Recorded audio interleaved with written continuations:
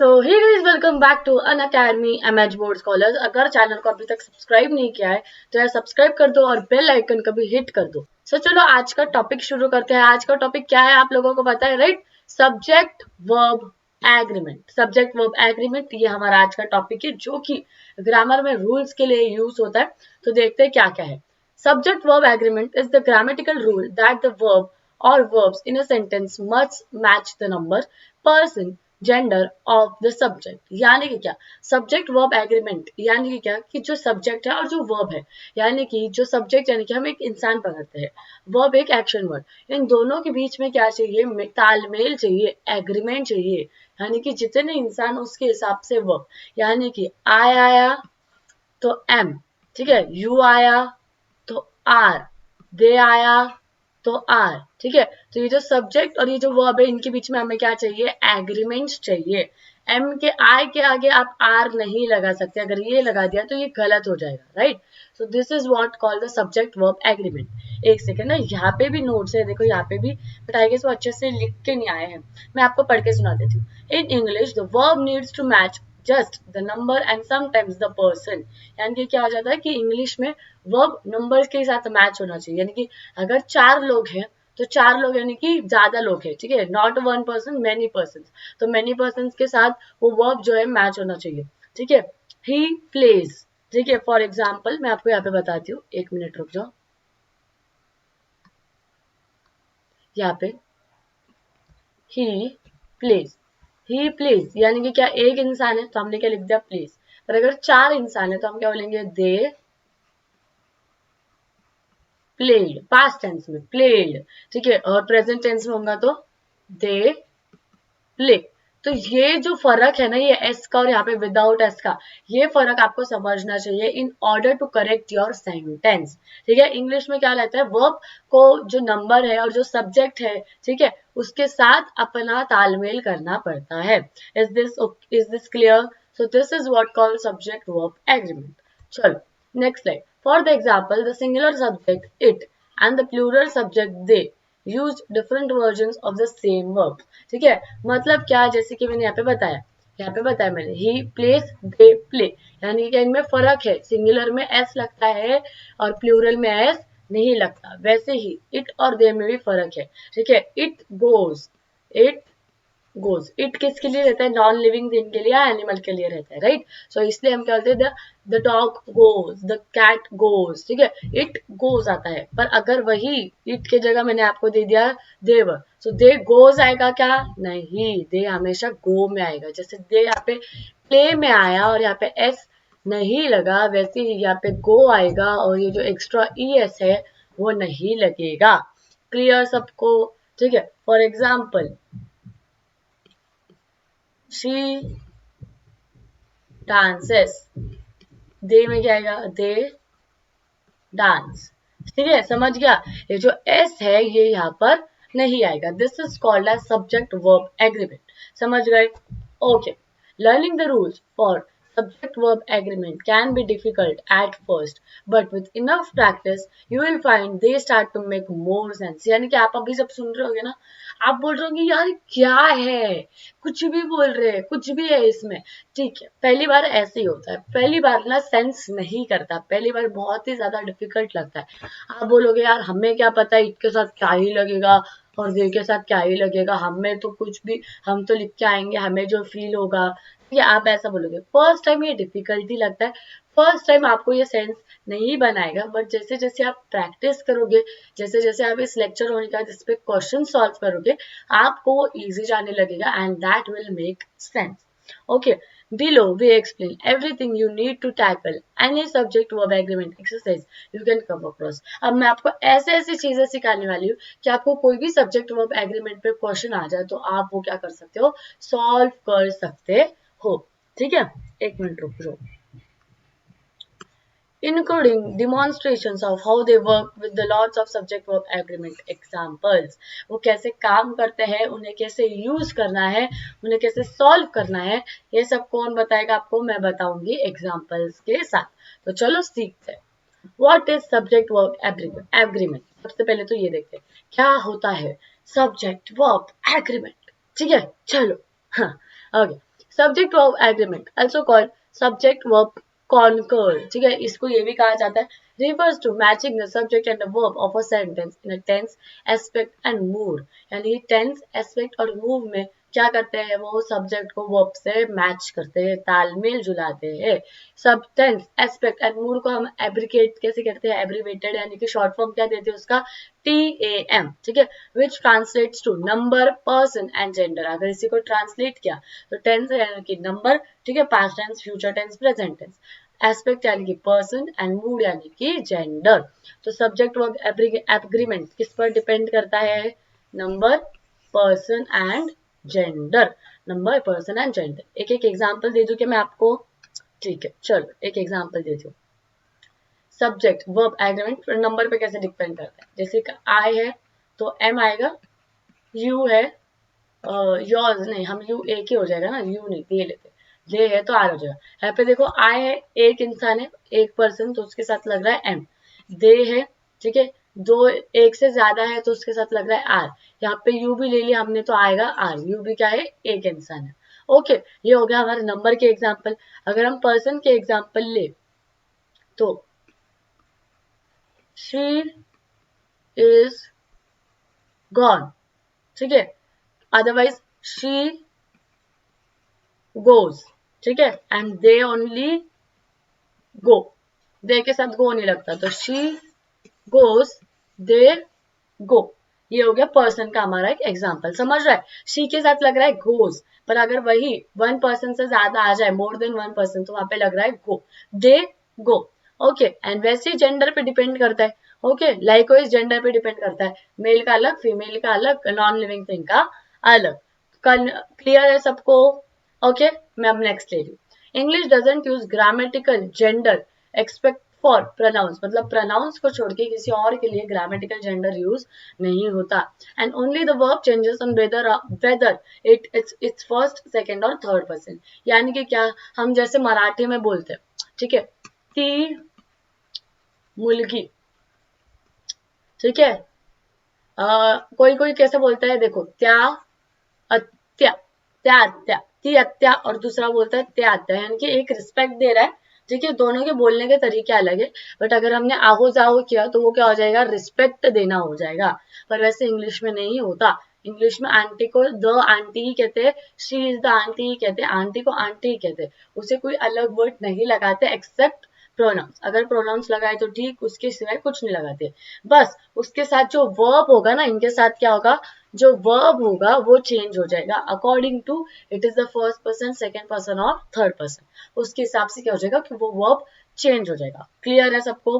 That means most English subject verb agreement is about quantity, यानी कि ज्यादा वो किस पे डिपेंड करती है, क्वांटिटी पे डिपेंड करती है, ये आपको समझ के चलना है। If the subject is singular the verb must be singular, अगर सब्जेक्ट सिंगुलर है तो वर्ब भी सिंगुलर रहेगा, अगर सब्जेक्ट प्लूरल है तो वर्ब भी प्लूरल रहेगा। यानी कि यहाँ पे सब्जेक्ट बदला, यहाँ पे वर्ब बदला, यहाँ पे सब्जेक्ट बदला, यहाँ पे वर्ब बदला, ठीक है, ऐसे नहीं कि वर्ब बदलने की वजह से सब्जेक्ट बदलेगा, नहीं, सब्जेक्ट बदलने की वजह से वर्ब बदलेगा। Subject plural, verb plural, subject singular, verb singular. Clear सबको? ओके, नोट्स बनाते रहो, देखते रहो, लिखते रहो, नोट्स बनाते रहो। Even this can get confusing though, because talking in the first person singular, I climb the fence, uses the same verb format as talking in the first person plural, we climb the stage fence। यानी क्या, ये चीजें बहुत ज्यादा confusing है उन लोगों के लिए जो प्रैक्टिस नहीं करते, उन लोगों के लिए जिन्होंने आज तक ये सीखा हुआ नहीं है। यानी कि देखो, अगर हम बात करें फर्स्ट पर्सन सिंगुलर की, आई अगर आ गया फर्स्ट पर्सन में तो उसके आगे लिखूंगी मैं क्लाइम, पर अगर वैसे ही भी आ गया प्लूरल में तो उसके आगे भी मैं लिखूंगी क्लाइम। तो आप बोलोगे यार दीदी सेम तो आ रहा है यार, कैसे समझे? So yes, it is confusing sometimes, but अगर आप प्रैक्टिस करते चले, अगर आप ये लाइव लेक्चर पूरा देखिए, इसके बाद का पार्ट 2 पूरा देखोगे तो आपको क्या हो जाएगा, ये क्लियर होते जाएगा। Okay, aside the verb be subject, the verb subject verb agreement in English adapts verbs to the third person, it climbs the fence। ठीक है, अगर हम थर्ड पर्सन की बात करें तो वहां पे क्या लग जा रहा है, एस लग जा रहा है। फर्स्ट पर्सन और सेकंड पर्सन की बात करें तो वहां पे सेम रह रहा है, ठीक है, फर्स्ट पर्सन की बात करें सिंगुलर और प्लूरल में, so it is remaining the same, but अगर थर्ड पर्सन की बात करें that is it, so it is remaining, it is changing and it is becoming climb से क्लाइम्स। मतलब क्या चेंजेस हो रहा है, पहले था क्लाइम फर्स्ट पर्सन में और थर्ड पर्सन में क्या हो गया, वो क्लाइम्स, ये एस जो है वो लग गया। क्लियर सबको? Okay, uses and subject verb agreement examples, उसके यूज कहाँ पे होते हैं और उनके एग्जांपल्स क्या है ये मैं आपको दूंगी। Basically most subject except third person singular use the standard form of the verb in the present tense, यानी कि अगर हमने थर्ड पर्सन छोड़ा, वो भी कौन सा टाइप में, सिंगुलर टाइप में, तो बहुत सारे जो वर्ब्स है वो कौन सा टेंस यूज करते हैं, प्रेजेंट टेंस यूज करते हैं। This is the most important thing, इसे अच्छे से नोट डाउन कर लो।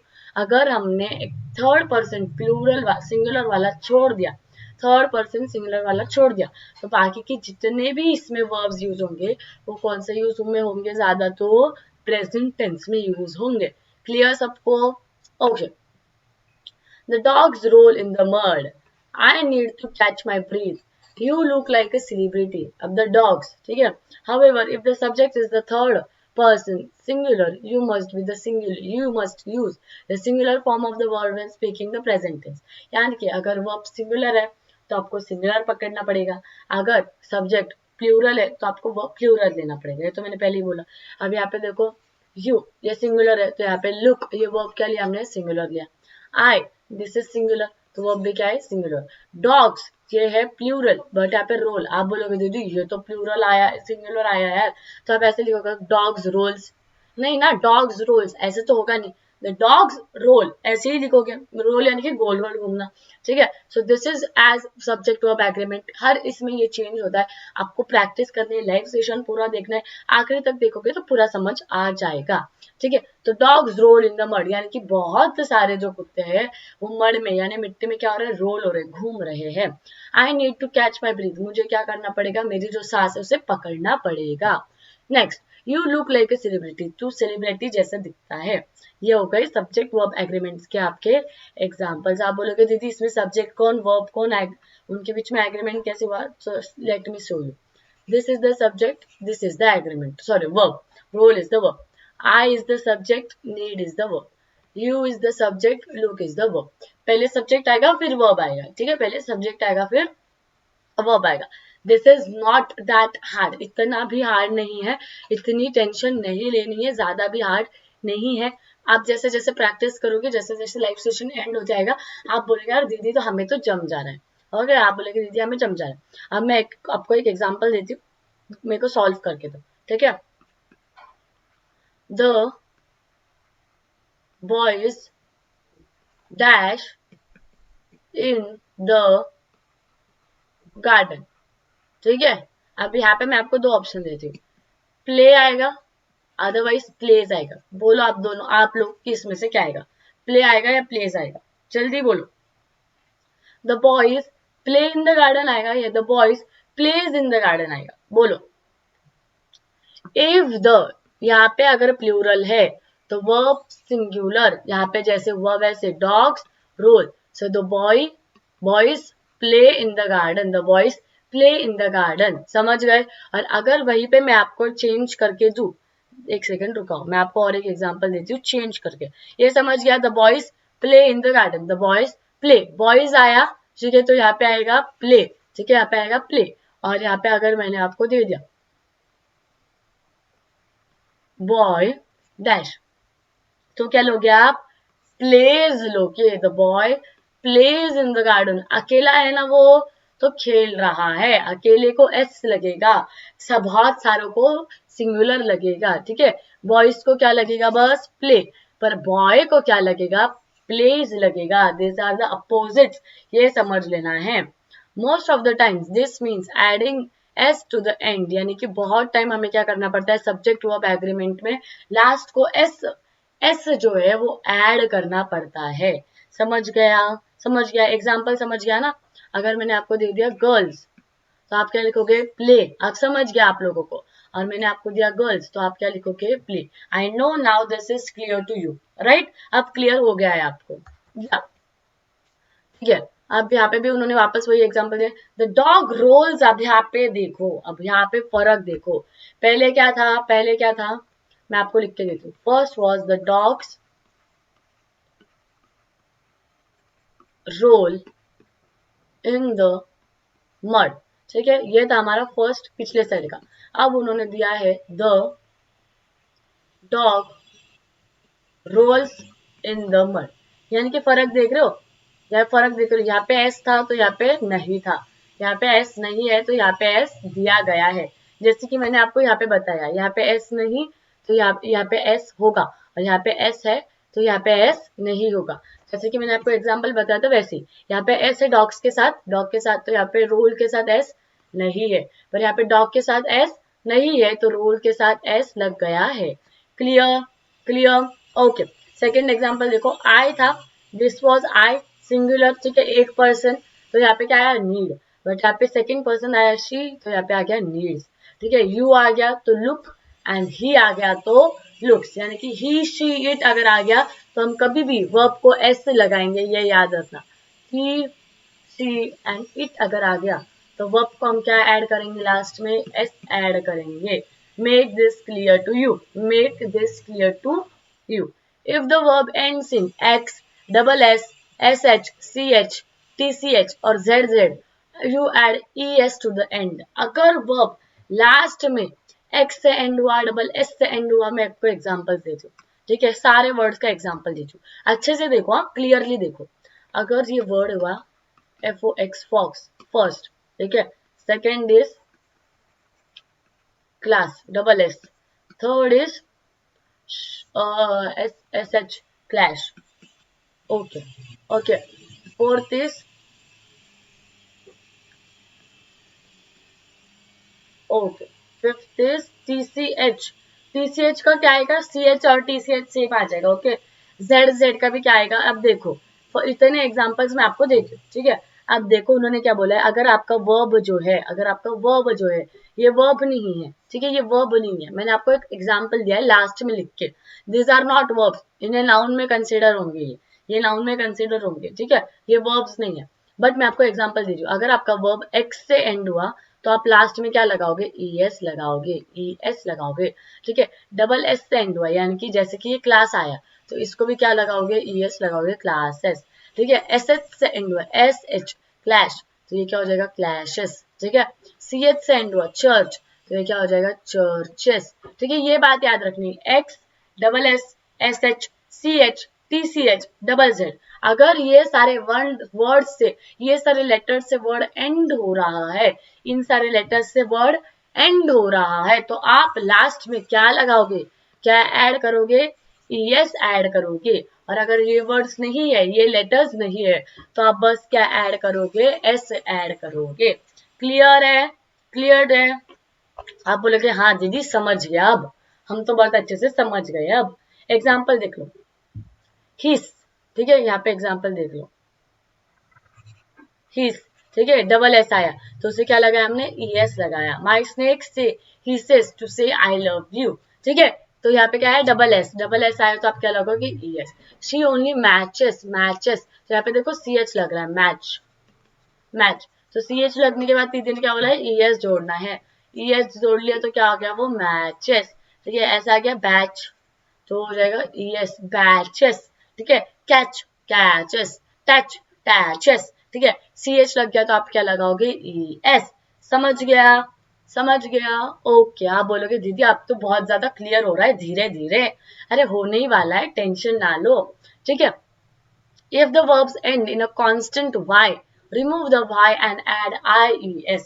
ये सब है ना, मैंने आपको कब सिखाया था यार, मैंने आई गेस आपको फर्स्ट लेक्चर में सिखाया था।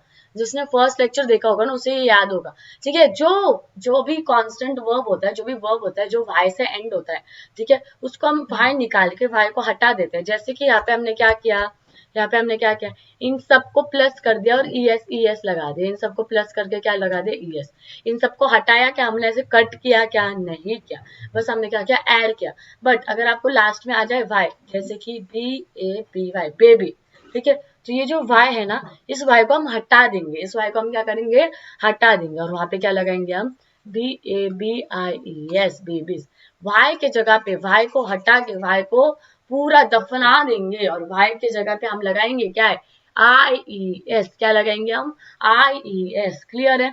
जहां पे भी आपको वाई मिलेगा वो हटा के वाई के साथ प्लस नहीं करना है, ऐसे नहीं करना है, बेबीज ऐसे नहीं करना है। ये वाई अगर रहा तो स्पेलिंग इज रॉन्ग, हमें ये वाई को हटा देना है और सिर्फ BABIES, this is called babies. ठीक है, ऐसे आपको याद रखना है। एग्जाम्पल देखते हैं। अब ये देखो एग्जाम्पल, कैरी, तो ये वाई हटा दिया और क्या लगा दिया, IES, प्लस कर दिया IES, तो दिस इज व्हाट, कैरीज। ठीक है। अब यहाँ पे देखो फ्लाई, फ्लाई, ठीक है, FLY, तो यहाँ पे फ्लाई था तो ये फ्लाई को वाई हटा दिया और क्या लिख दिया उसको, FLIES, फ्लाइज। समझ गया। तो जहां पे भी वाई आया क्या करा उन्होंने, वाई को हटा दिया और उसके साथ लगा दिया IES। क्या लगा दिया, IES। क्लियर है यहाँ तक सबको, is clear till now, is it clear till now. चलो जल्दी से बताओ मेरे को, मैं देख रही हूँ कमेंट्स में। ठीक है, क्लियर है क्या, आप बोलोगे हाँ दीदी क्लियर हो रहा है, क्लियर हो रहा है, क्लियर हो रहा है दीदी, आप थोड़ा थोड़ा क्लियर हो रहा है, मजा आ रही है। पहले तो ना दीदी हमें कुछ समझ ही नहीं रहा था, पहले तो ना ऐसे लग रहा था भाई क्या है ये, पर अब ना दीदी क्लियर हो रहा है, क्लियर हो रहा है ना। चलो, हमें with words that end in a vowel plus Y follow the normal format, मतलब कोई कोई वर्ड्स जो वॉवेल से स्टार्ट होते हैं, ठीक है, पर एंड वाई से होते हैं, वो नॉर्मल फॉर्मेट में रहते हैं। ठीक है, वो नॉर्मल फॉर्मेट में रहते हैं। एंड एंड्स एंड एंड कैसे होता है, अगर फॉर एग्जांपल मैं कोई आपको वॉवेल दे दूं, वॉवेल AEIOU, ठीक है, और वो किससे एंड हो रहे हैं, वाई से एंड हो रहे हैं। अब वाई से कैसे एंड होंगे, आपको एक ऐसे ही एग्जांपल दे देती हूँ, एरी, एरी, ठीक है, ये वॉवेल है, ए से स्टार्ट हो रहा है और ये वाई से एंड हो रहा है, तो इसको हम वाई हटाएंगे नहीं, इसको हम कैसे रखेंगे, एरी रखेंगे और उसको बस ऐड क्या करेंगे, एस ऐड करेंगे। क्या ऐड करेंगे, एस। ये बस कभी याद रखना आपको, दिस इज द एक्सेप्शन, जब वॉवेल स्टार्टिंग में यूज हो जाए, जब क्या स्टार्टिंग में यूज हो जाए वॉवेल, तो आप वाई को हटाओगे नहीं, उसको क्या ऐड करोगे, S. But if the simple words है, सिंपल लेटर्स है, कॉन्सोनेंट्स है, तो आप वाई को हटा के क्या यूज करोगे, IES यूज करोगे। क्या यूज करोगे, IES। क्लियर है सबको, okay. My roommate stays in his bedroom from the morning to night. मेरा रूममेट क्या करता है, उसी के बेडरूम में रहता है मॉर्निंग से लेकर राइट तक। अब यहाँ पे देखो स्टेज, तो स्टेज को हमने क्या लगा दिया, एस से लगा दिया, स्टेज को क्या लगा दिया, एस से लगा दिया। ठीक है, with the exception of the word verb be, this guidelines apply to the irregular verbs such as regular verbs. यानी ये क्या रहता है, जैसे कि आप लोगों को साइंस में एक्सेप्शंस होते हैं, देखो कि रूम टेम्परेचर पे सब मेल्ट होंगे बट एक्सेप्ट दिस एलिमेंट, ये रूम टेम्परेचर पे मेल्ट नहीं होगा। वैसे ही इंग्लिश में एक्सेप्शंस होते हैं, सारे वाई वाले कट होके IES में बनते हैं, पर कोई कोई जो वाई रहते हैं वो कट नहीं होते, दैट डज नॉट कट, वो कट नहीं होते और उन्हें क्या लगता है, लास्ट में एस ऐड होता है। जैसे कि आप देखो स्टे, ठीक है, यहाँ पे भी तो लास्ट में भाई है, पर ये कट हो रहा है क्या, ऐसे हो रहा है क्या, IES टीज हो रहा है क्या, नहीं, यहाँ पे हम क्या ऐड कर रहे हैं, एस ऐड कर रहे हैं, and this is becoming stays, this is becoming stays. So this is the exceptions which we should know and which we should accept. Okay, ये कुछ exceptions है। For example, our father eats with the ferocity of a tiger. हमारे father क्या करते हैं, tiger के डर से खा लेते हैं। So why does the verb be have to be so many exceptions, यानी कि जो verbs होते हैं उनके इतने सारे exceptions क्यों होते हैं, यानी कि रेगुलर verbs के अलग, रेगुलर verbs के अलग, ठीक है, वाई वालों के अलग, वॉवेल्स वाले वाई वालों के अलग, CH वालों के अलग, SH वालों के अलग, X वालों के अलग। आप बोलोगे दीदी इतना सा हम कैसे याद रखेंगे, यार देखो प्रैक्टिस कर ली ना सब याद रहता था, प्रैक्टिस कर ली ना सब याद रहता था, बस इतना तो याद रखना है, X CH SH ZZ, ठीक है, TCH, ऐसे जो वर्ड्स आएंगे इनको क्या लगेगा, ES लगेगा। वाई आया तो हटा के IES लगेगा। फॉर सम एक्सेप्शंस वाई हटेगा नहीं, बस क्या लगेगा उसको, एस लगेगा।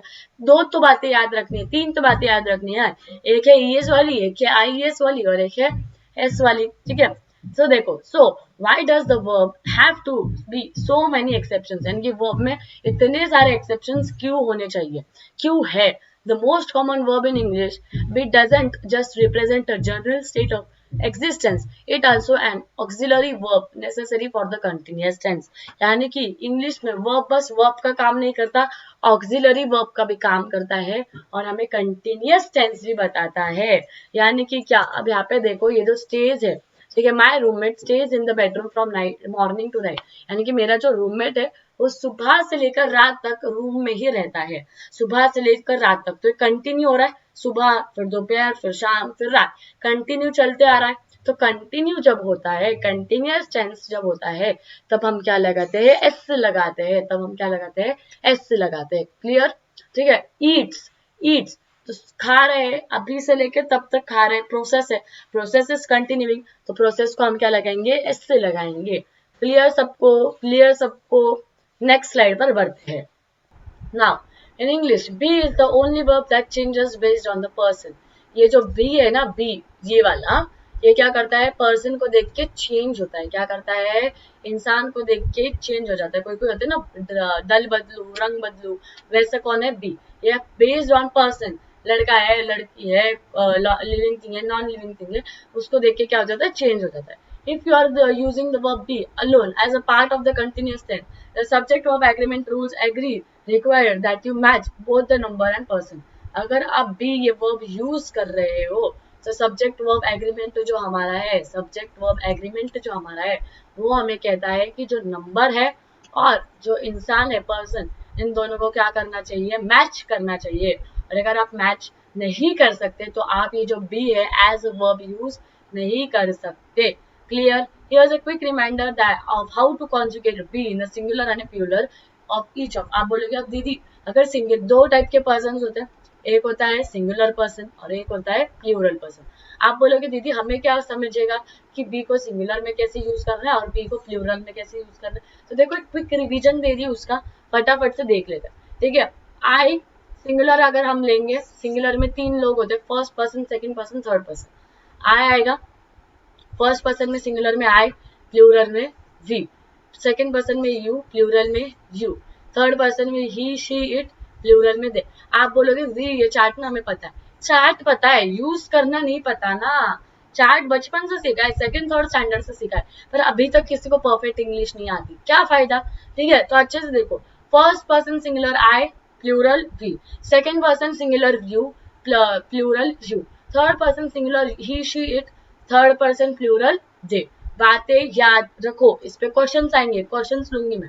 ठीक है. Considering how frequently be is used in English, it is best to memorise this chart. अगर अब देखोगे तो बी है ना, हमारे जो सेंटेंसेस होते हैं उसमें इंग्लिश में बहुत बहुत बहुत बार यूज होते हैं. तो आपने क्या करना है, ये चार्ट जो है ये लर्न कर लेना है, मेमोराइज कर लेना है. ओके. ठीक है. You can apply the proper subject of agreement instinctively. अगर आपने लर्न कर लिया तो आप इजीली लगा सकते हो. लाइक यू आर, यहाँ पे दिया है देखो, यू आर, यू के साथ क्या आया, आर. आई एम और इट इज, यू के साथ क्या यूज हो रहा है, आर यूज हो रहा है, पहले ही मैंने बताया था. आई के साथ क्या यूज होता है, एम बताया था. ठीक है. इट के साथ यूज होता है इज. वाई? बिकॉज इट को हम किस में कंसिडर करते हैं, एनिमल्स में, अदरवाइज नॉन लिविंग थिंग्स में. द टेबल इज, ऐसे लिखोगे आप, the table is. Table non living thing है, उसको किससे एक्सचेंज करोगे आप, इट से. तो द टेबल इज को जगह पे आप क्या लिखोगे, इट इज. ठीक है. The dog is, dog is an animal, animal को हम किससे रिप्लेस करते हैं, इट. तो इट इज, समझ गया. I am, you are, it is, ये याद रखना है. What I am, you are, it is. बहुत बच्चे ना you is लिख देते हैं, you it लिख देते हैं. बहुत बार मैंने मिस्टेक्स देखी है, जितने भी. अब लाइक मेरी ऑफलाइन क्लासेस है, उस समय भी मैं देखती हूँ बच्चे इतनी ज्यादा मिस्टेक्स करते हैं. आप बोलोगे दीदी हम 10th के हैं, हमें I am सिखा रहे हो आप, हमें you are सिखा रहे हो. 10th के ही बच्चों को ज्यादा जरूरत है, क्योंकि 6th के बच्चे हैं ना, उनको पेपर में कुछ नहीं, उनके पेपर में टीचर्स बोलते हैं छोटे बच्चे मार्क्स देते थे. आप बोर्ड्स में अगर ऐसे सिले मिस्टेक करी ना, कट कर देंगे आपके पेपर को. इसलिए आपको सीखना ज्यादा इंपॉर्टेंट है, समझे. If the subject verb agreement rules seems complicated, there is some good news, मतलब अगर थोड़ा कॉम्प्लिकेट हो गया तो वहां पे क्या हो गया, गुड न्यूज आ गई। The simple past tense and simple future tense does not change. अगर बात की हमने सिंपल पास्ट टेंस की और सिंपल फ्यूचर टेंस की, यानी कि she is gone, she will be gone, ठीक है। तो अगर बात की सिंपल पास्ट टेंस की और सिंपल फ्यूचर टेंस की, तो यहाँ पे जो है वो वर्ब्स चेंज नहीं होते अकॉर्डिंग टू द नंबर और पर्सन। समझ गए? Both singular and plural subject use the same form of tenses, same वो यूज करते हैं। फॉर एग्जाम्पल अब यहाँ पे देखो दे, ठीक है, यहाँ पे sorry they will be here tomorrow, वो सब क्या करेंगे, कल यहाँ पर होंगे। They will be here tomorrow, तो दे कैसे है, प्लूरल फॉर्म में, they is in the plural form, पर वहां पे तभी भी क्या आ रहा है, विल बी आ रहा है, ठीक है। फ्यूचर टेंस का है ना, फ्यूचर टेंस का दे विल बी हियर टुमारो, तो दे और विल बी सेम, ठीक है। और यहाँ पे क्या है, he will be here tomorrow, he कैसा है, एक ही इंसान है, सिंगुलर है, ठीक है, तभी भी वहां पे क्या लग रहा है, विल भी लग रहा है, यानी कि प्लूरल में भी विल बी लग रहा है और सिंगुलर में भी विल बी लग रहा है। यानी कि अगर सिंपल फ्यूचर टेंस हुआ तो वहां पे अकॉर्डिंग टू द पर्सन और according to the number verb is not going to change, verb is not going to change. they will be here tomorrow, he will be here tomorrow, according to the number or person। क्या यहाँ पे कुछ verb change हुआ? नहीं। क्यों? Because it is the simple future tense. ये बात याद रखो, सिंपल पास्ट टेंस और सिंपल फ्यूचर टेंस अगर आपको आया तो वहां पे verbs will not get change according to singular और अकॉर्डिंग टू द प्लूरल और अकॉर्डिंग टू द पर्सन, यानी कि ही शी की का अकॉर्डिंग भी वो चेंज होने नहीं वाला है। जैसे ही विल बी हियर टुमारो, तो वैसे ही अगर she will be here tomorrow, ये भी हमने बोल दिया, तो कुछ गलत होने वाला है क्या? नहीं, सेम ही रहने वाला है। So it does not change according to the number and according to the person. कौन चेंज नहीं होता? Simple past tense and simple future tense. Who does not change? Simple past tense and simple future tense. According to whom? Numbers and persons. Clear है आप सबको? Clear है ये वाला point सबको?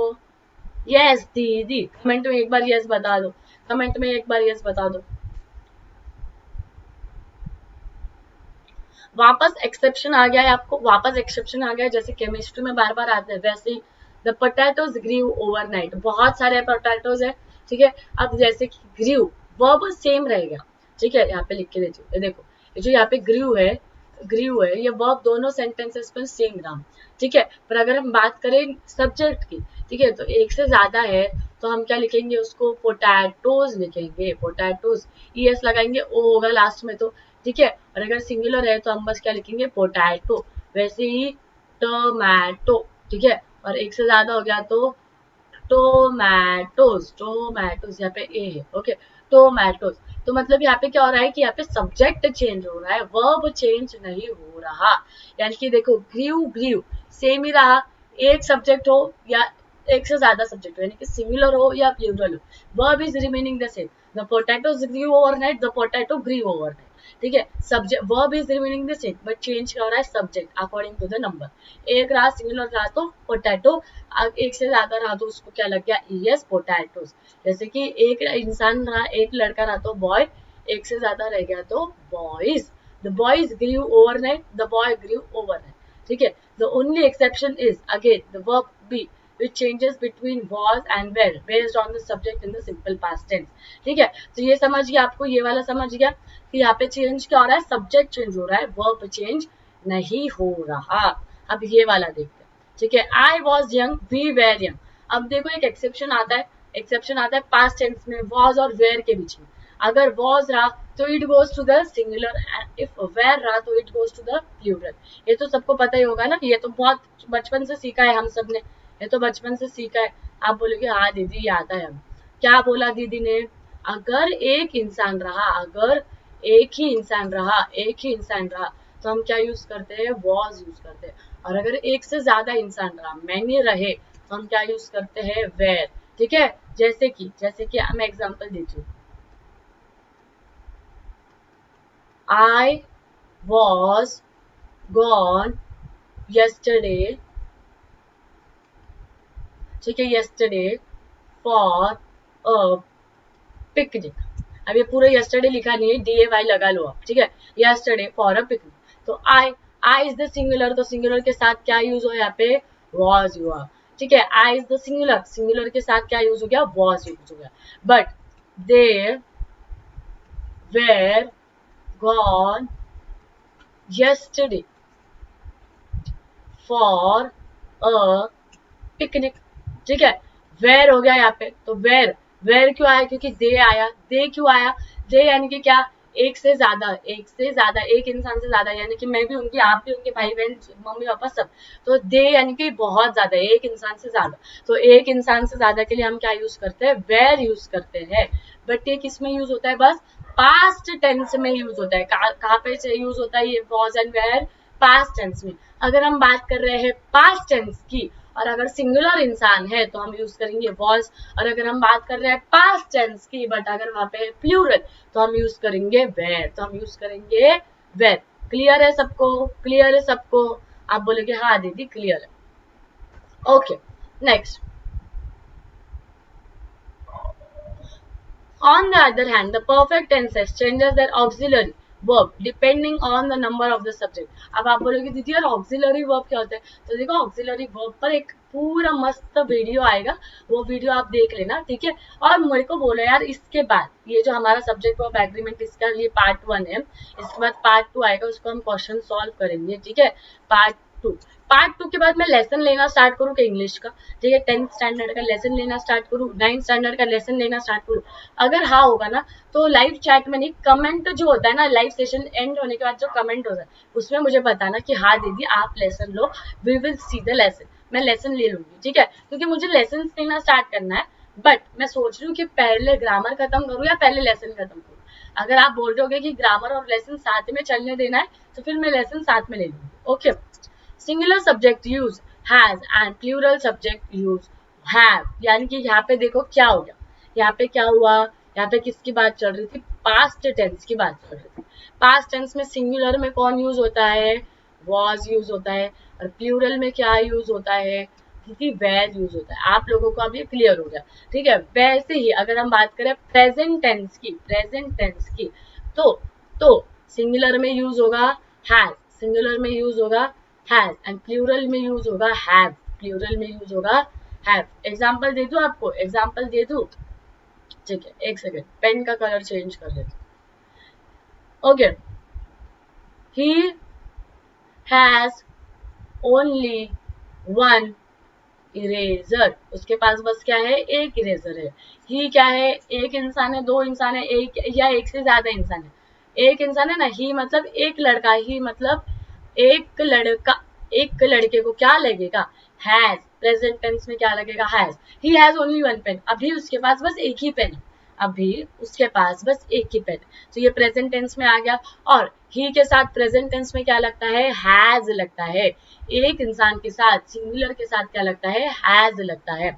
अगर वही आपको एग्जांपल दे दूं, एक सेकंड, अगर वही आपको एग्जांपल दे दूं मैं प्लूरल का, तो प्लूरल का मैं आपको एग्जांपल देती हूँ। They have only one pen now, अभी उनके पास क्या है, एक ही पेन है। उनके पास एक से ज्यादा, एक से ज्यादा। प्रेजेंट टेंस में, प्रेजेंट टेंस में एक से ज्यादा को क्या लगेगा, हैव लगेगा। क्या लगेगा प्रेजेंट टेंस में एक से ज्यादा को, हैव। यानी कि क्या हुआ, दीदी ने क्या बोला कि पास्ट टेंस अगर हुआ, पास्ट भूतकाळ जर असेल, त्याच्यात जर एकच माणूस असेल तर त्याला लागेल वॉज, एक पेक्षा जास्त असेल तर त्याला लागेल वेअर, ठीक आहे। प्रेझेंट टेन्स मध्ये दीदी काय म्हटली, प्रेझेंट टेन्स मध्ये दीदी काय म्हटली, एक माणूस असेल तर त्याला लागेल हॅज, एक पेक्षा जास्त असेल तर त्याला लागेल हैव। समझ गया सबको? अब यहाँ पे देखो, they have not seen the movie yet, they have, they यानी कि एक से ज्यादा, तो दे को क्या लग गया यहाँ पे, हैव लग गया। क्या लग गया, हैव लग गया। They have not seen the movie. वैसे she has not seen the movie, she यानी कि एक, जैसे कि यहाँ पे मैंने आपको एग्जांपल दिया ही का, तो उन्होंने एग्जांपल दिया शी का। शी यानी कि एक लड़की, तो एक लड़की को, एक लड़की थी दीवानी सी, ठीक है, तो एक लड़की को यहाँ पे क्या लग गया, हैज।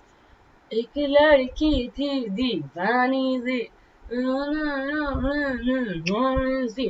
ओके, तो एक को क्या लगेगा, हैज, और एक से ज्यादा को क्या लगेगा, हैव। मैंने ये बहुत बार रिपीट कर दिया है। आई होप कि अभी आप लोगों को क्लियर हो गया होगा।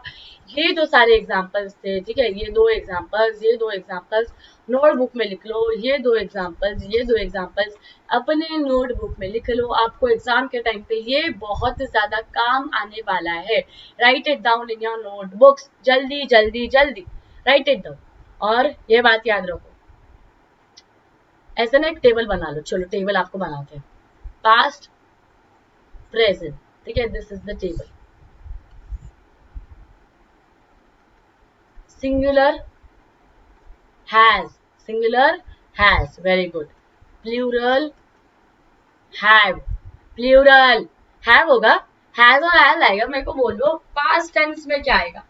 मैंने आप लोगों को कंफ्यूज किया। पास्ट टेंस में क्या आएगा सिंगुलर को? करेक्ट, वॉज आएगा। बच्चा लोग ध्यान ध्यान दो, ध्यान दो। सिंगुलर में आएगा वॉज और प्लूरल में आएगा वेर। किसमें? पास्ट टेंस में। किसमें? पास्ट टेंस में। और प्रेजेंट टेंस में सिंगुलर में क्या आएगा? हैज। और प्लूरल में क्या आएगा? हैव। प्लूरल में क्या आएगा? हैव। समझ गए? ये टेबल बना लो। पास्ट और प्रेजेंट टेंस का सिंगुलर आया तो वॉज, प्लूरल आया तो वेर। प्रेजेंट टेंस में सिंगुलर आया तो हैज, प्लूरल आया तो हैव। ये टेबल बना लिया ना तो बहुत बहुत ज्यादा इजी जाएगा आपको। ये टेबल बना लो बस। टेबल बना लिया तो बहुत ज्यादा इजी जाएगा। ठीक है, समझ रहा है सबको? कमेंट्स में एक बार यस यस यस यस बोल दो। कमेंट में एक बार यस बोल दो। समझ रहा है? मैं आगे का लेती हूँ। टेबल बनाना है क्या? हाँ चलो चलो बना लो।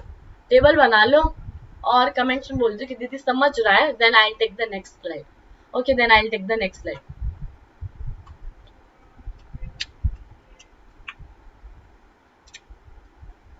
ले लू? Okay, that covers the basics for subject, verb, agreement and English. यानी कि क्या, अगर आपको इतना भी आ गया ना, इतना भी आ गया, और ये जो मैंने पीछे बताया था, ठीक है, आई के साथ एम लगता है, यू के साथ आर लगता है, इट के साथ इज लगता है, और ये टेबल अगर आपने लर्न कर लिया, वाई एक्सेप्शन है, वाई को कट करके आई एस लगाते हैं, ठीक है, ये इतनी बातें भी आपको याद रख गई ना, जितनी मैंने अभी आपको बताई है, इतनी बातें भी, तो आपका बहुत बेसिक इंग्लिश क्लियर हो गया। आपका बहुत इंग्लिश, बेसिक इंग्लिश क्या हो गया? क्लियर हो गया। क्योंकि ये बातें जो है ना, इतनी बेसिक बेसिक सी बातें, और इसमें इतनी ज्यादा गलतियां करते हैं ना बच्चे की, सारे मार्क्स आप अगर देखोगे ना, किसी की भी इंग्लिश की शीट उठा के देख लो, बोर्ड्स की मार्कशीट, आपके भाई बहन होंगे, सीनियर्स होंगे, ठीक है, उनके, तो अपने आपको पता है 10th में बेस्ट ऑफ 5 होता है, अपने बोर्ड्स में बेस्ट ऑफ 5 होता है, ठीक है, 6 सब्जेक्ट्स में आप बोलोगे दीदी बेस्ट ऑफ 5 यानी कि क्या? बेस्ट ऑफ 5 यानी कि आपके पेपर होते हैं 6 सब्जेक्ट, ठीक है, पर उसमें से 5 सब्जेक्ट ऐसे चुने जाते हैं उनके तरफ से, बोर्ड वालों की तरफ से, जिसमें आपको सबसे ज्यादा अच्छे मार्क्स होंगे, जिसमें आपको सबसे ज्यादा अच्छे मार्क्स होंगे।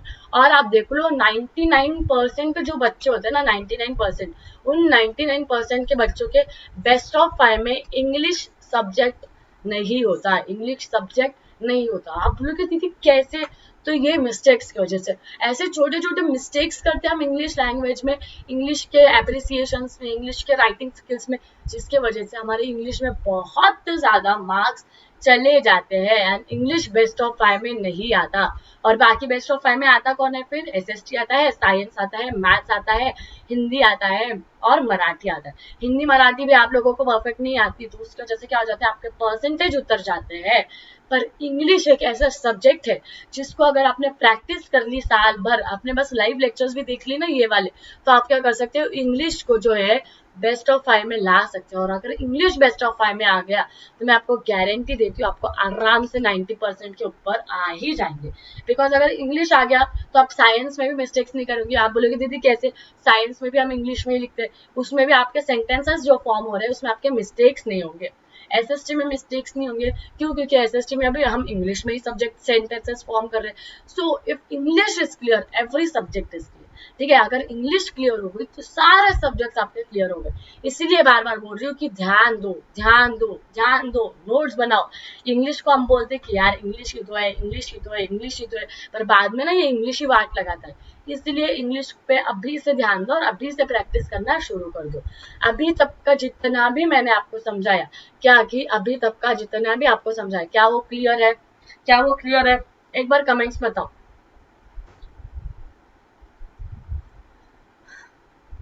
Okay, Still, there are some particular difficult areas and more precise rules for special situations which we explain below. यानी कि क्या कि ये सारे तो बातें जो हो गई, इन्होंने क्या किया, आपका बेसिक जो है वो कवर कर लिया।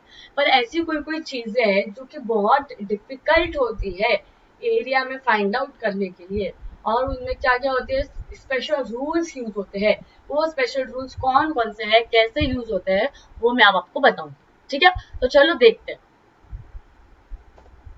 Advanced subject verb agreement rules, यानी कि उसके बाद के बेसिक के बाद के जो एडवांस्ड रूल्स है वो अब हम देख रहे हैं। ठीक है, ये रूल्स जिसको समझ गए, ये रूल्स जिसको आ गए, उन्होंने इंग्लिश में मास्टर कर लिया, समझ लो उन्होंने क्या कर लिया, इंग्लिश में मास्टर कर लिया, ये बात याद रखो। Here's a list of some additional subject verb agreement rules to clear up the sub problematic areas। यानी कि क्या है, मैं थोड़े आपको रूल्स बता रही हूँ जिससे क्या होगी, जो प्रॉब्लमेटिक एरियाज होंगे, जो कि एरियाज ऐसे लगेंगे कि यार ये सॉल्व कैसे होता है, ये एरियाज तो बहुत ही ज्यादा हार्ड है, ऐसे एरियाज के लिए भी मैंने आपके लिए क्या लाए हैं, रूल्स लाए हैं, और उसकी वजह से क्या हो जाएगा कि आपको बहुत ही अच्छे से क्लियर हो जाएगा। ठीक है, if you are still confuse, review the subject verb agreement examples to see how they work. अगर आपको अभी भी थोड़ा सा कंफ्यूजन है तो अभी भी आप एग्जांपल्स सर्च कर सकते हो, और ज्यादा से ज्यादा एग्जांपल्स देख के पढ़ के आप समझ सकते हो और क्लियर कर सकते हो खुद को कि ऐसा होता है भाई। ठीक है, नेक्स्ट रूल्स देखो, बहुत सारे रूल्स है, उसमें से फर्स्ट रूल क्या है, when using the negative form in the present tense only the verb do needs to match the subject. यानी कि क्या है, जब आप नेगेटिव वर्ड यूज करते हो ना कोई भी सेंटेंस से, नेगेटिव वर्ड यानी कि क्या, नॉट, नो, नेवर, ऐसे अगर वर्ड्स आ गए आपके सेंटेंस में तो वो सेंटेंस कैसा हो जाता है, नेगेटिव सेंटेंस हो जाता है। क्लियर, क्या अगर नॉट, नो, नेवर ऐसे वर्ड्स आ गए तो वो सेंटेंसेस कैसे से हो जाते हैं, नेगेटिव सेंटेंसेस हो जाते हैं। कैसे सेंटेंसेस होते हैं, नेगेटिव। ठीक है, अगर ये सेंटेंसेस आए तो आपको बस किस पर ध्यान देना है, डू पर। क्या चेंज होगा आपका, डू। ठीक है, अगर एक इंसान रहा वैसे तो डू का डज हो जाएगा, वैसे चेंजेस होंगे। For example, she does not like reading books, she does not like, अब यहाँ पे देखो नॉट आ गया तो this is the negative sentence, तो शी के साथ क्या आ गया, डज, डज आ गया, शी के साथ डज आ गया। यहाँ पे देखो शी के साथ आएगा डज, दे के साथ आएगा, ही के साथ आएगा डज, इट के साथ आएगा डज। ठीक है, इट के साथ भी क्या आएगा, डज, बट दे के साथ क्या आएगा, दे के साथ दे डू नॉट लाइक, दे के साथ क्या आएगा, डू आएगा, दे के साथ क्या आएगा, डू आएगा। ये बात याद रख लो, अगर नेगेटिव सेंटेंसेस आए तो शी, ही और इट के साथ आएगा डज, पर डू के साथ आएगा, डे के साथ आएगा डू। सिर्फ प्लूरल वालों के साथ आएगा डू, बाकी सारे सिंगुलर वालों के साथ आएगा डज। ये बातें लिख के नोट करके रख देनी। She likes reading before the bed, उसे क्या करना, रीडिंग करना पसंद है। तो देखो जैसे मैंने बोला था ही प्लेज, ठीक है, जैसे ही बोला था मैंने शी प्लेज तो एस लग गया, वैसे ही शी लाइक्स तो लाइक के साथ क्या लग गया, एस लग गया। ठीक है, दे आता था तो बस क्या आता था, लाइक आता था, एक से ज्यादा आगे तो वहां पे क्या आ गया, लाइक्स आ गया। क्लियर है सबको, क्लियर है सबको। चलो नेक्स्ट स्लाइड पर बढ़ते हैं। ओके, सो फर्स्ट में क्या हुआ समझा आपको, फर्स्ट रूल में क्या हुआ हमारे साथ, फर्स्ट रूल में क्या हुआ, फर्स्ट रूल में उन्होंने बोला अगर कोई नेगेटिव सेंटेंस रहा, अगर कोई नेगेटिव सेंटेंस रहा और उसमें सिंगुलर रहे यानी कि शी, ही, इट, तो वो हो जाएगा डज। ठीक है, तो हो जाएगा डज। अगर नेगेटिव रहा तो हो जाएगा डज, और अगर पॉजिटिव रहा तो वो हो जाएगा डू। पॉजिटिव किसके साथ डू में होगा, दे के साथ डू में होगा। फिर वो नेगेटिव, ये देखो मैं आपको ना बड़ी इजी सी बात में समझाती हूँ। ठीक है, बड़ी इजी सी इसमें, नेगेटिव हो चाहे पॉजिटिव हो, ठीक है, नेगेटिव हो या पॉजिटिव हो, अगर डू वर्ड है, डू वर्ड है तो उसको चेंज कैसे करना है। अगर शी, ही, इट है तो इसमें वो क्या हो जाएगा, डज, डज, डज। समझ गए। और अगर दे वर्ड है, वी वर्ड है, ठीक है, ऐसे वर्ड है जो कि प्लूरल फॉर्म में है, जैसे जो कि एक से ज्यादा है, तो उन्हें क्या यूज होगा, डू यूज होगा। क्या यूज होगा, डू यूज होगा। इतनी बातें याद रख के चलो, एवरीथिंग विल बी सॉर्टेड। इतनी बात याद रख के चलो, ये बस नहीं, इतना लिख लो, इतना लिख लेना, everything will be sorted. Okay, second, likewise in the questions that involve the word do, only do needs to match the subject। यानी कि क्वेश्चन में भी सब्जेक्ट के हिसाब से होगा। अगर क्वेश्चन भी रहा जैसे कि ये सेंटेंसेस थे तो she does, he does, it does, they do, we do, will do. ठीक है, ये हो गया तो वैसे ही क्वेश्चन में भी अगर एक इंसान है तो यू आएगा, क्वेश्चन में उल्टा हो जाएगा, एक इंसान है तो यू आ जाएगा, do you, do he, did she, okay ये हो जाएगा। और बहुत सारे डज एनीवन, डज दे, ऐसा हो जाएगा, ठीक है। मतलब यहाँ पे क्या हो रहा है, she does, he does, it does और दे डू, यहाँ पे उल्टा हो जाएगा, they does, we does, did they day, ऐसा हो जाएगा, ठीक है। तो यहाँ पे डू और दे आ जाएगा क्वेश्चन में, डू और डज आ जाएगा क्वेश्चन में, जैसे कि फर्स्ट वाले में था वैसे ही सेकंड वाले में भी आ जाएगा। Third, if the subject consists of multiple nouns joined by the conjunction and treat this subject as plural and use the plural form of the verb. यानी कि अगर सेंटेंस बहुत बड़ा है, लाइक दो तीन लाइंस का सेंटेंसेस है और उसको कंजंक्शन क्या, एंड इससे यूज किया गया है, इससे बताया गया है, इससे जोड़ा गया है, तो क्या हो जाएगा, उसको कैसे यूज करना है, उसमें जो सब्जेक्ट है, अगर आपको मैंने बोला प्रीति is a girl and she is beautiful and she is clever। अब ये देखो, बड़ा सेंटेंस आ गया, इसमें 3 सेंटेंसेस ऐड हो रहे हैं एंड करके, ठीक है। कंजंक्शन की वजह से 3 सेंटेंसेस एक दूसरे के साथ ऐड हो गए, तो इसमें जो सब्जेक्ट है ये कौन से फॉर्म में है, सिंगुलर फॉर्म में है। पर ऐसे जो सेंटेंसेस होते हैं जिसमें एंड यूज होता है और बहुत बड़े सेंटेंसेस होते हैं, उसमें के जो वर्ब्स, उसमें के जो सब्जेक्ट होते हैं जो कि सिंगुलर होते हैं, उसमें कैसे यूज करना है हमें, उसमें जो वर्ब है उसको कौन से फॉर्म में यूज करना है, प्लूरल फॉर्म में यूज करना है, प्लूरल फॉर्म में। यानी कि शी ऐसे नहीं लिखेंगे हम, शी डांस वेल, यहाँ पे अगर मैंने बोला क्लेवर के बाद एंड शी डांस वेल, तो डांस नहीं आएगा, शी डांसेस आएगा। क्यों? क्योंकि ये जो सब्जेक्ट है ये सिंगुलर है, पर ये मल्टीपल टाइम्स यूज होने की वजह से हम उसे क्या कंसिडर कर रहे हैं, प्लूरल कंसिडर कर रहे हैं। और प्लूरल में क्या लगता है, एस लगता है। शी डांसेस, उसके जो वर्ब है उसे हम क्या करेंगे, प्लूरल फॉर्म में यूज करेंगे। वर्ब को हम कैसे यूज करेंगे, प्लूरल फॉर्म में। समझा? ऐसे सेंटेंसेस जिसमें मल्टीपल सेंटेंसेस यूज हुए हैं with the help of conjunction and, उसके जो सब्जेक्ट है वो किस में होते हैं, सिंगुलर में होते हैं, पर उसमें जो वर्ब है वो हम किस में यूज करेंगे, प्लूरल में यूज करेंगे। क्लियर सबको ये एग्जांपल लिख लो, जब लिख के करोगे ना, लिख के करोगे आपको ज्यादा समझ में आएगा। राइट डाउन दिस एग्जांपल, आपको समझ जाएगा। एग्जांपल यहाँ पे और एक है, Lucas and Maxine are in love, Lucas and Maxine are in love, ठीक है। तो ये जो ल्यूका है उसको क्या लग गया, एस से लग गया, उसको क्या लग गया, एस, और ये दो है इसलिए यहाँ पे क्या लग गया, आर लग गया। Only Lucas is in love, सिर्फ ल्यूका एक इंसान है तो उसको क्या लगा, इज, पर ल्यूकास यानी कि 2 टाइप के इंसान, ल्यूकास में 2 आते होंगे, तो उसको क्या लग गया, एस, तो उस वर्ब को क्या लग गया, एस से लग गया। However, some common phrases that form a single unit can act as singular, but जो single unit होता है वो singular की जैसे कि she is clever, she is beautiful and she is clever। clever से नहीं कर सकते हम, beautiful से नहीं कर सकते, तो she is beautiful and she is clever यही आएगा। पता है मुझे कि 2 सेंटेंसेस जोड़े गए हैं, जो सेंटेंसेस क्या है वो जोड़े गए हैं, जो सब्जेक्ट है वो मल्टीपल टाइम्स आ रहा है, तो वो प्लूरल में हम वर्ब यूज करेंगे, आप ऐसा बोलोगे, बट वो यूज नहीं होगा। क्यों? क्योंकि ब्यूटीफुल को ब्यूटीफुल्स नहीं लिख सकते, क्लेवर को क्लेवर्स नहीं लिख सकते, ठीक है। वैसे ही यहाँ पे बेड और ब्रेकफास्ट को बेड्स एंड ब्रेकफास्ट नहीं लिख सकते, देयरफॉर वो एज इट इज यूज होंगे, that is this bed and breakfast is delightful, this bed and breakfast is delightful.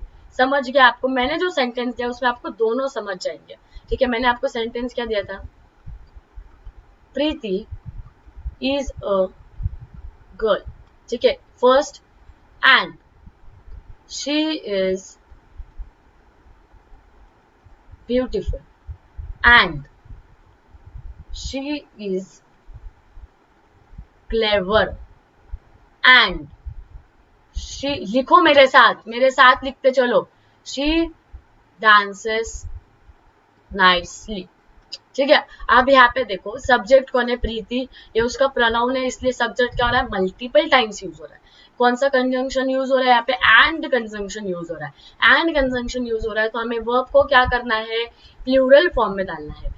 Verb क्या है यहाँ पे, डांस है, वर्ब क्या है यहाँ पे, डांस है, तो डांस को हमने प्लूरल फॉर्म में डाल दिया, डांसेस। तो ये हो गया हमारा फर्स्ट वाला जो यहाँ पे उन्होंने बताया था, ठीक है, प्लूरल फॉर्म में। बट यार यहाँ पे क्या बोल रहे हैं कि एक्सेप्शन होता है, जो वर्ड को ऐसा हम नहीं लगा सकते, उस वर्ड को हम नहीं लगा गया। यहाँ पे मैं ऐसा बोल सकती हूँ क्या, शी इज क्लेवर, हम ऐसा बोल सकते क्या, शी इज क्लेवर, नहीं बोल सकते, इसलिए हम यहाँ पे बस क्या रहने देंगे, शी इज क्लेवर। समझे? तो जो वर्ड्स को एस लग रहा है, जो वर्ब को एस लग रहा है, उसी वर्ब को लगाना है, जिसको नहीं लग रहा उसे छोड़ देना है, उसे एज इट इज आपको रखना है। समझ गया? ये एग्जाम्पल लिख लो, ये एग्जाम्पल जब भी आप पढ़ोगे ना तो ये वाला रूल आपको समझ जाएगा। एग्जाम्पल बड़ा इजी सा दिया है मैंने, ये एग्जाम्पल पढ़ लो, आपको समझ जाएगा। ओके, देखो फोर्थ वाला लेते हैं, फिफ्थ से नेक्स्ट इसमें स्टार्ट करेंगे। Okay, if the subject consist of multiple singular nouns joined by or, treat the subject as singular. यानी क्या कि सब्जेक्ट है, जो कि सब्जेक्ट है वो कि बहुत बार यूज हुआ है सिंगुलर नाउन से, और किससे जोड़े गया है, वो और से जोड़ा गया है, तो उसके सब्जेक्ट को हम किस तरह ट्रीट करेंगे, सिंगुलर के तरह ट्रीट करेंगे। For example, Nina and Tina are best friends. तो यहाँ पे देखो, नीना सिंगुलर, टीना सिंगुलर, दो बार सिंगुलर के बारे यूज हो गए हैं। ठीक है, तो ये किसके तरह यूज होंगे, सिंगुलर के तरह यूज होंगे। ठीक है, पर उन्होंने क्या बोला, और बोला, तो और का एग्जांपल यहाँ पे आपको देती हूँ। ये मैंने किसका एग्जांपल दिया आपको, एंड का एग्जांपल दिया। और का एग्जांपल यहाँ पे देखो क्या है, पिनी और rigatoni works fine for the recipe. पिनी एक वर्ड है, रिगाटोनी एक नाउन है, बीच में क्या लगा है, और, तो रेसिपी भी हम कैसे लिखेंगे, सिंगुलर फॉर्म में लिखेंगे। रेसिपी भी हम कैसे लिखेंगे, सिंगुलर फॉर्म। रेसिपी हमने रेसिपीज लिख दिया क्या, नहीं। If the verb, if the sentence subjects are in singular form और उनके बीच में क्या यूज हो रहा है, और यूज हो रहा है, तो वो वर्ब भी किसके तरह यूज होगा, हम सिंगुलर की तरह यूज करेंगे। Okay, however next, However, if the subject consists of multiple plural nouns, अगर एक सब्जेक्ट में मल्टीपल प्लूरल नाउन्स है, यानी कि एक की जगह ज्यादा लोग यूज कर रहे हैं और वो उनके बीच में क्या यूज हो रहा है, और यूज हो रहा है, तो हम सब्जेक्ट को कैसे ट्रीट करेंगे, एज अ प्लूरल ट्रीट करेंगे। यानी कि अगर देखो नाउन्स सिंगुलर है और से जुड़े हुए हैं, तो सब्जेक्ट भी सिंगुलर, नाउन्स प्लूरल है और से जुड़े हुए हैं, तो सब्जेक्ट भी प्लूरल। कितना इजी, नाउन्स यहाँ पे लिख के देती हूँ, एक सेकेंड। नाउन्स सिंगुलर, हाँ, और किसके साथ ऐड हो रहे हैं वो, और के साथ ऐड हो रहे हैं, तो हम सब्जेक्ट को भी किसके तरह यूज करेंगे, सिंगुलर की तरह यूज करेंगे। किसके तरह यूज करेंगे, सिंगुलर। ये हो गया हमारा फर्स्ट पॉइंट। सेकेंड पॉइंट उन्होंने क्या बोला यहाँ पे, अगर नाउन्स प्लूरल की तरह यूज हो रहे हैं और एड से वो जुड़े हुए हैं, तो जो भी सब्जेक्ट है वो भी किसके तरह यूज होगा, प्लूरल की तरह यूज होगा।